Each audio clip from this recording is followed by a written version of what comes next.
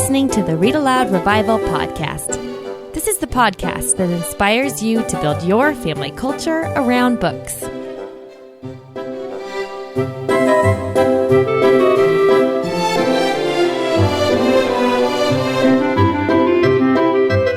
Hey there, Sarah Mackenzie here. This is episode 14 of the Read-Aloud Revival podcast. Listen, you all are amazing. We are closing in on 100,000 downloads of the podcast, believe it or not. I am just floored.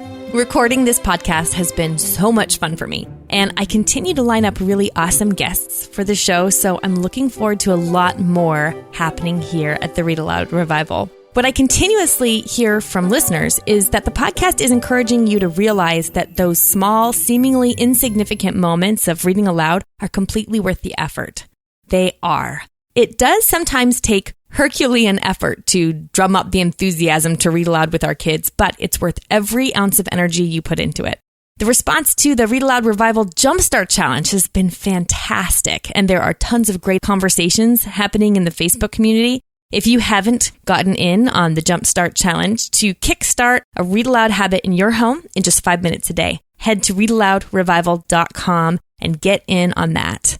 And then I've got some more great resources coming down the pipeline soon, so stay tuned for those. Super excited about them. 2015 is going to be an awesome year for making reading aloud a major focus in your home. For now, though, I want to introduce you to one of my best friends, Misty Winkler. Misty is a busy mom of 5, and by her own admission, she really dislikes reading aloud. So why have her on the show?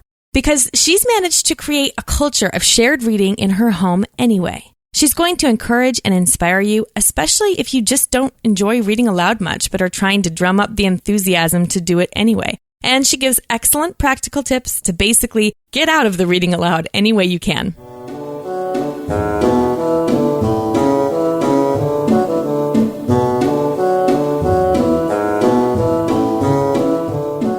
Misty, I'm so excited to have you on the show because I hear from parents all the time who say they just don't enjoy reading aloud at all. And first of all, I think that can be kind of a hard thing to admit. It's like me admitting that I really hate carving pumpkins, which I would never admit publicly.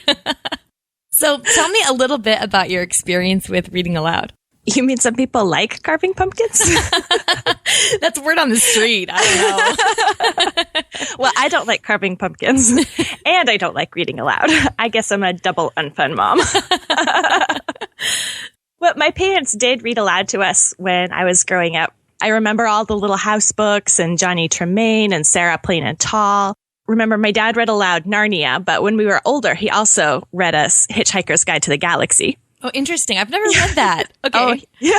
He read his favorite books to us, and I rolled my eyes, and my brother ate it up. So, okay.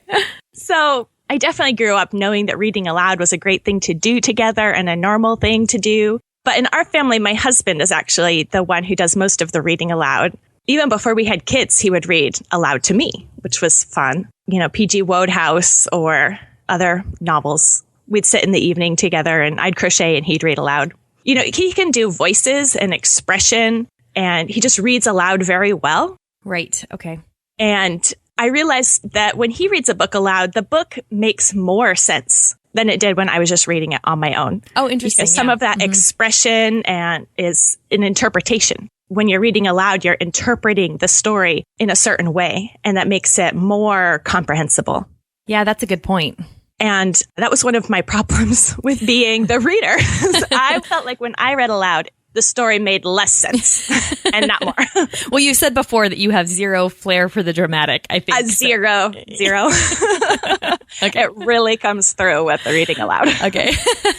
And so I had this incident lots of years ago, I guess. My oldest 2 were preschoolers, and I had a mother's helper over. She's probably in middle school or so. And so she was sitting on the couch reading aloud to my kids, and it was painful. I was in the other room, and she stumbled over words. She left words out while she was reading out loud, and then the sentence didn't make sense. And you could tell she didn't realize after, by the end of the sentence that she'd left words out. And so then she realized it didn't make sense. So she'd go back and try to make it make sense. And, I know she was a great student and she can read really well. But, when you're reading to yourself, you do skip words. Oh, yeah. Andrew Pudewa said that in the first episode of the podcast. He made a really clear case for the fact, especially really good readers, they read so fast when they reach themselves. They skip lots of those connecting words. And yes, I definitely do that. So that makes me a bad reader aloud. Right. And then when you're not good at something, you don't usually like doing it. Right. That's true. So that opened my eyes. Mostly, I told myself, I resolved then and there that I would have my kids always read aloud. Even after they had learned to read on their own, I wanted them to practice reading out loud. Okay. Just to learn that skill. You know, you have them read out loud when they're practicing. You know, practicing their phonics and all of that. You have them. Yeah, when they're in that very early stage of learning to read, they read out loud every single day. And then at some point, they learn how to read, and we sort of give up on that, having them read to us or read out loud. It's less motivating for us to read aloud to them, but it's also less motivating to have them read aloud. That's true. So I kind of saw her as a student then and what my students might become and said, okay, I'm going to have my kids always practice reading out loud, you know, and for as long as they are with me. Yeah, right. Then later I realized, well, you know, she's not any worse than I am, really. That's exactly the same problem I have when I'm reading out loud, is I'm skipping words. One time, my husband was reading aloud some funny book, probably P.G. Wodehouse, and the part that he was reading was not funny, but he started just cracking up and he couldn't keep going. And he said that the next line was just, he wasn't sure he was going to be able to read it out loud because it was so funny. And how do you know what the next line is?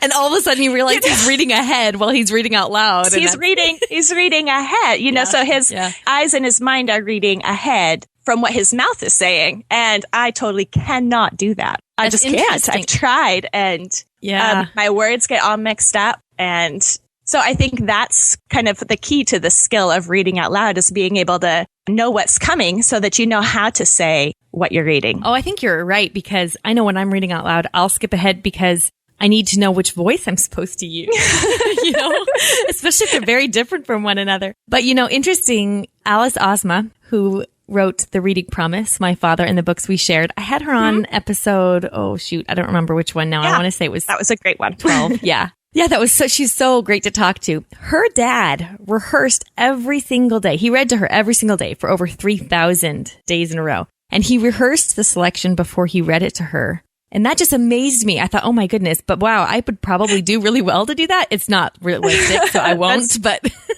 then reading aloud would just happen way less. I know, exactly. Yeah, it's just not realistic long term. But I thought, I wonder if that, I mean, I'm sure it improved his, you know, flair, or I guess flair is not the right word, but his dramatic ability to be able to know exactly what's coming. Because I read aloud books all the time that I've never read before, so I don't even know what kind of voice I should be using. It seems to work, but I just can't do voices either, so. Okay. But like I said, zero flair for the dramatic. Okay, well, you have this great post where you talk about audiobooks as the perfect cop-out for the mother who doesn't enjoy reading aloud. I love that post. And in it, you say, is it even allowed for a homeschool mom not to enjoy reading aloud? It's just cracking up. This post has got to be so encouraging to other moms who don't enjoy reading aloud. And you have some really good strategies in there for minimizing the reading aloud that you have to do without sacrificing the quality literature that your kids are hearing and the family culture that reading aloud forms. So let's talk about those strategies a bit for other moms who may go, I really don't like this. Yeah. You know, I don't enjoy reading aloud myself, and I'm not that great at it, but I don't want that to keep the kids back from experiencing good books that they wouldn't be able to read on their own, or having us share books and stories together. And so I use audiobooks a lot. You know, when I use an audiobook, then someone's reading aloud who's really good at it, you know, who can do different voices and styles and knows what they're doing. Right. And they're really skilled, actually. A lot of those audiobooks are amazing. Yeah. Yeah. And especially with the classics or older books or books with dialect. Oh, that's a good point. Mm-hmm. Yeah. Having an actor do them just really makes the story make more sense. Well, I think you're the one who told me, I had said we were going to read Tom Sawyer. And I'm pretty sure you're the one who said, get that one on audiobook. And it was such a good idea because the dialects are tricky and it really makes the story come to life and kind of helps you picture the setting and the time period and everything when someone's really got those little nuances of language down. Right. Yeah. Those accents add meaning and interpretation to the character. So when someone can do them, then that really does make the story come alive. Right. Yeah. And, as a homeschooling mom, I feel like I'm talking to my kids all day long. Very true. And so sometimes my voice just needs a break. And I think sometimes their ears need a break from me. That's a good point. Probably all moms feel that way to some degree. So the audiobooks really help with that. Okay, so let's talk about logistics of audiobooks, because I think a lot of us kind of struggle with how to make that actually work in our home. Yeah. So what do you use? Do you use CDs or library audiobooks or? I've used all of them. Okay. It's kind of, what's working at the time, and that just changes. But I prefer to not use CDs because they just end up getting lost or destroyed at our house. Right. Especially library CDs, because they already start out used hard. And I know, it's kind of being at our house doesn't help. We're part of the problem. Yeah, as yesterday I realized the twins are walking around each with a CD of Old Yeller from their audiobook. I thought that can't be good.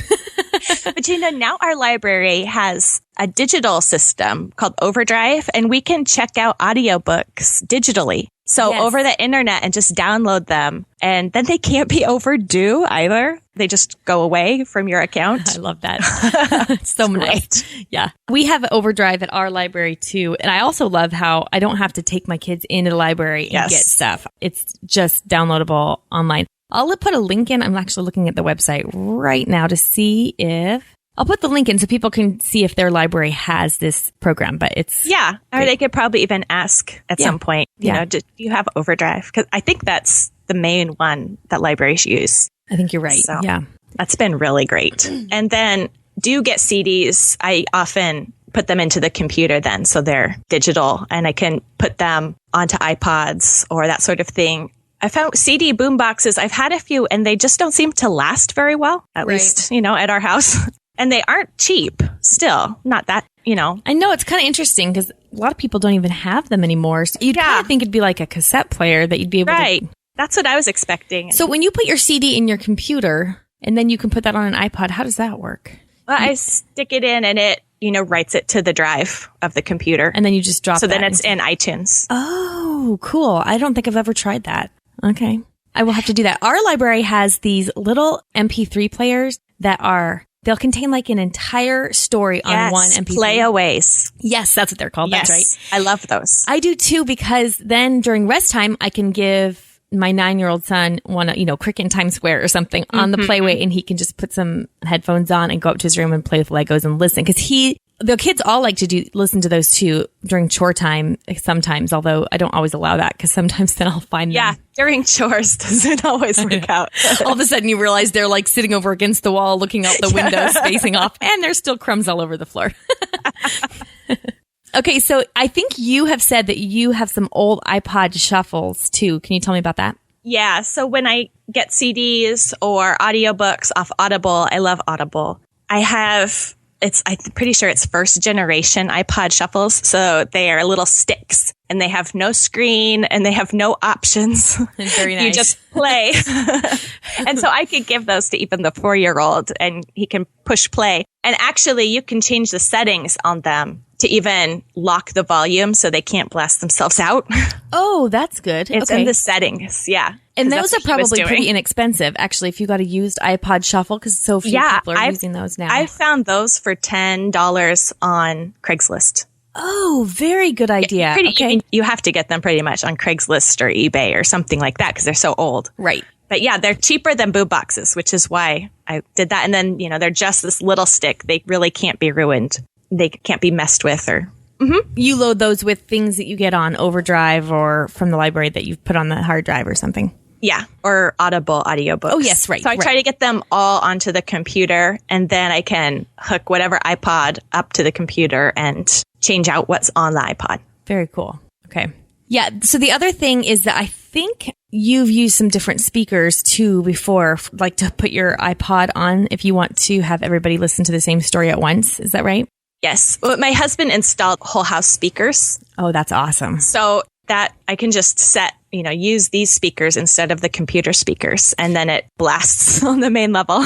That's awesome, because right now we don't have any speakers for the iPod, but what I'll end up doing if we have an Audible audiobook or anything like on LibriVox or anything from online is that I'll just put it on the laptop and turn up the volume, but that can't quite compare with the din of three toddlers. Exactly. Yeah. Yeah. It's like that's when they start scraping the Legos. So, yes, absolutely. I've tried other, plug-in speakers before, and some have worked and some have just been not worth it at all. When I use it just for like the kids' bedroom when they're quiet time or whatever, and they all want to listen to the same thing, if it's an iPod that has a speaker, like those little iPod shuffles don't have any speaker, but if it's like an iPod Touch or something that has speakers itself, it's just this little rubber stand, and it just magnifies the sound, like the shape of it magnifies the sound, so it's not another thing to plug in. It's not, it has no, it's just a little rubber stand that magnifies the sound enough for a bedroom. Interesting. Okay, well, yesterday I was chatting with Megan Francis from thehappiesthome.com for her podcast, and she said that you could put an iPod or a phone in a bowl, like in a glass, like a Pyrex I've done bowl. that too for myself. And it works. I meant to try it yesterday and I forgot, so I'll have to try it. It works a little bit. It still is not quite loud enough to really compete with kid noise. Okay, yes. Especially when there's lots of kid noise, probably. Do you tend to use audiobooks at certain times of day or randomly? Yeah, I use some for school. Like during our Bible lesson, I'll just use the audio Bible for those selections. Okay. Sometimes during lunchtime, we'll listen to a story read aloud. That seems to cut down on the lunchtime chaos a little bit. Yeah. But mostly quiet time. Each one will have their own. So then it's with headphones. So then it's still quiet. Yes, right. But then also we use them a lot on sick days. It's rainy, drizzly, and we're all sick.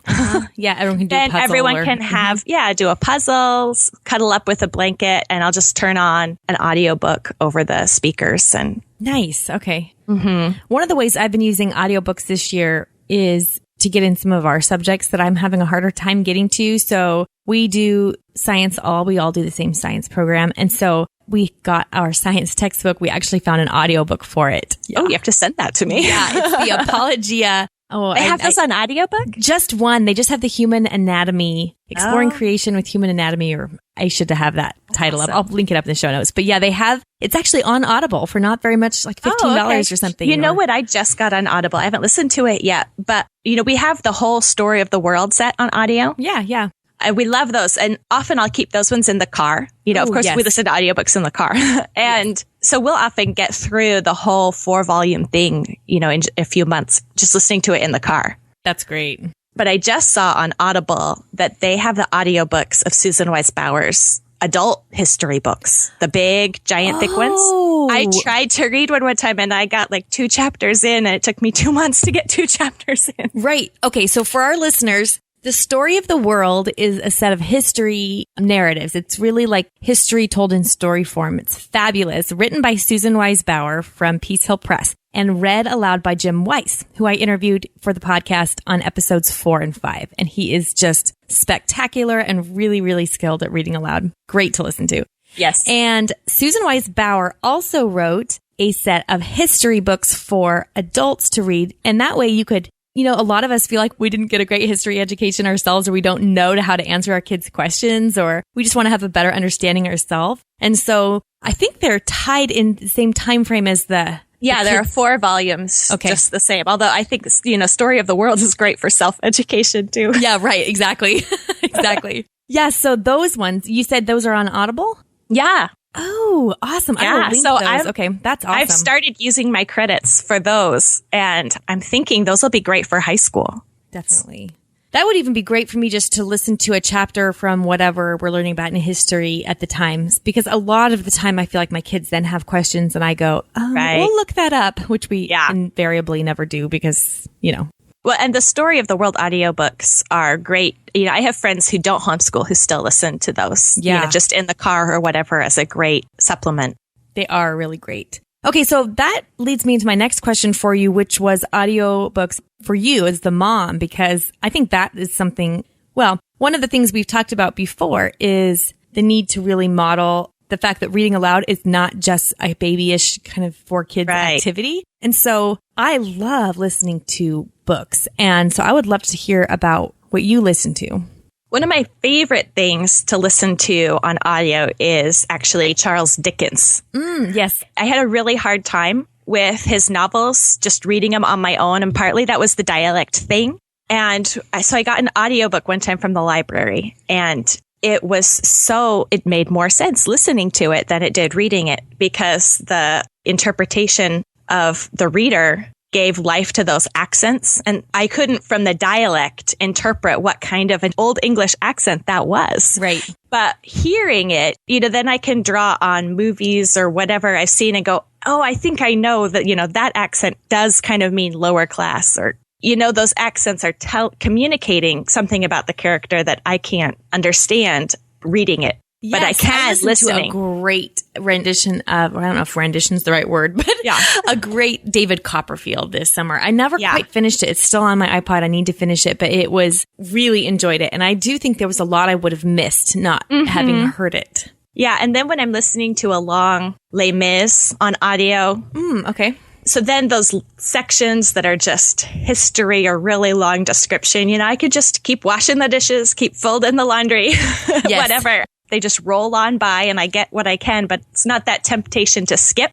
Yes. It just still keeps going too. So that's been that's helped me read a lot of books that I wouldn't have gotten to. And so you probably get those by Audible mostly too, right? Yes. Okay. So let's talk about Audible's Listener Rewards Month, because that is coming. Well, we're probably in it now. It's November, and November is Audible's Rewards Month. Do you know much about that? Yes, I love Listener Rewards Month. It's November and April they do this. Oh, okay. Where during these months, Audible will credit your account with $10 credit if you buy 4 books that have a regular price of something like $14.95 or somewhere in that. And that's the regular price. And almost all of the books have that as their regular price. Okay.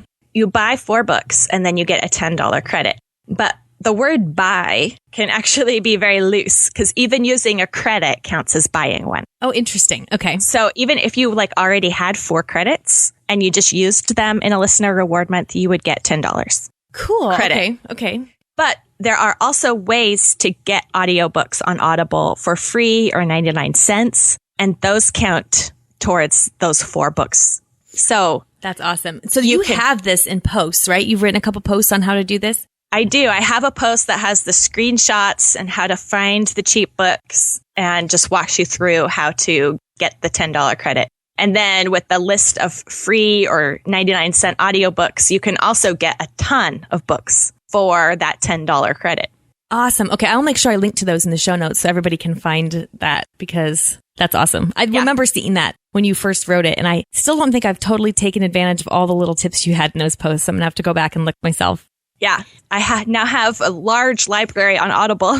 So that's so great. Then you own them, which I think is so nice compared to, if you have to remember to borrow it. And they're so well done, too. There's LibriVox or the others, but I'm just spoiled now. I can't do LibriVox anymore. My reader to be really good at what he does. Yes. So that's been my kind of struggle with LibriVox, too, is a lot of times a single book will have a whole bunch of different readers. Although I remember one of my blog readers sending me an email of a list of great narrators on LibriVox. Oh, that would be good to have. Yes. Just so you don't have to sift through everything. Yes. So I need to go back and find it and then make a list for everybody to grab, because I think that would be really helpful for people who need a free alternative, but don't want to sacrifice the quality, because it's really painful to listen to a poorly read audiobook. And it's like, that's what we're trying to avoid here. Exactly. That's right. I would be reading it very painfully. Right. Okay, so here's the doozy for you. Okay. Let's pretend like you only get to grab 3 audiobooks to keep, and then all of the audiobooks in the whole world will no longer be available to you. No. So which would you choose? Oh, let's see. My first would be definitely the Bible on audio. I use that quite a bit. And then would definitely be Winnie the Pooh, read by Peter Dennis. Oh, yes. I think you've recommended that to me before. Yes. Okay. I could not read Winnie the Pooh out loud at all. It just did not make sense. Yeah. This is interesting, because Tish Oxenrider on episode 3, she was chatting about Winnie the Pooh and said she really thinks that people read it when they're kids, too young, that it's better for older elementary age. So It's funny, on the box for the version by Peter Dennis, it's recommended by Christopher Robin, like the Rio A. Milne's son. So it's just read. It makes so much sense. Read by Peter Dennis. Okay. It's great. Okay. And then, great. Oh man, one more. I don't know if I'd pick the Little House series that's read by Cherry Jones. Oh, absolutely. With the Laura Ingalls. Yes. Or the Narnia audio set. Okay, we haven't heard that. Sure. There's a set that has the whole series, and they're read by different actors, like Kenneth Branagh. Oh, okay. So very, very good actors read them out loud. And it's still one reader, though. It's not dramatized. Okay. So one of those, that would be really difficult to pick. Probably I would pick Little House because my husband would read aloud Narnia, but he doesn't care for Little House. Yeah, and that makes a huge difference whether or not the person reading enjoys it. I think, yes. I don't remember if I ever told the story here on the podcast. I know I wrote a blog post about my experience reading The Hobbit, which was somewhat painful. No, you don't want to bring that up with me. I know, that's right. Let's not go there. I'll link it up in the show notes for my listeners who may need a little encouragement if they're not big Tolkien fans themselves. We won't go there with Misty.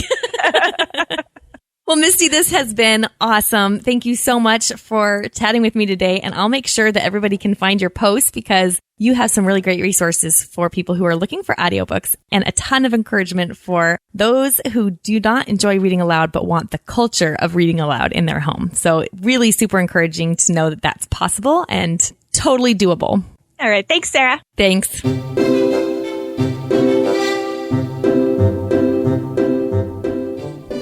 Now it's time for Let the Kids Speak. This is my favorite part of the podcast, where kids tell us about their favorite stories that have been read aloud to them. My name is Chloe. I'm 11 and I live in Texas. I like listening to Harry Potter and the Deathly Hallows and Sign of the Beaver. I like it because they're adventure books. I like Hermione and the main character of Sign of the Beaver, Matt. My name is McKenna Nelson. I am 18 years old and I'm from Missouri. The book that I chose as my favorite read-aloud book is The Same Stuff as Stars by Katherine Patterson. My favorite character from this book is Angel Morgan. She's the main character along with her little brother Bernie. They go on some great adventures, some very, very sad, and others are funny and witty. She meets a mysterious stranger and he teaches her about the stars and planets and constellations. And what's really neat is this book actually references a real book called The Starry Messenger. So I thought that was kind of neat. One thing that reading aloud has done for me, my mom read aloud to me as I grew up and has really helped me become a better reader. She used all kinds of different characterizations and she would change her voice and the dynamic of her voice and everything like that kind of helped me to read better. I feel like I read aloud very well thanks to the wonderful example I had through my mom, and it's helped me have an interest in books. You know, if I would have read this by myself, I might not have been as interested, but when my mom read it and she made it seem so interesting and we would do research outside of that, which helped me to analyze and think critically when it came to reading. Well, there you have it. If you don't love reading aloud, don't fight against it quite so much. Find some strategies to help you create a family culture of shared reading in ways that fit better with your particular situation. I'll make sure Misty's tutorials and resources are linked up in the show notes, so head to readaloudrevival.com and click on episode 14 to find those. Remember that all of the Jumpstart Challenge materials are completely free. That includes an e-guide, an audio download, and some really helpful worksheets and printables, as well as access to the private Read-Aloud Revival Facebook community. Access to the Jumpstart Challenge and everything else you need to get motivated to read aloud to your kids is at readaloudrevival.com. Thanks so much for tuning in. I appreciate every one of you. I know your time is valuable, and I appreciate you spending a little bit with me. Have a wonderful couple of weeks, and until next time, go build your family culture around book.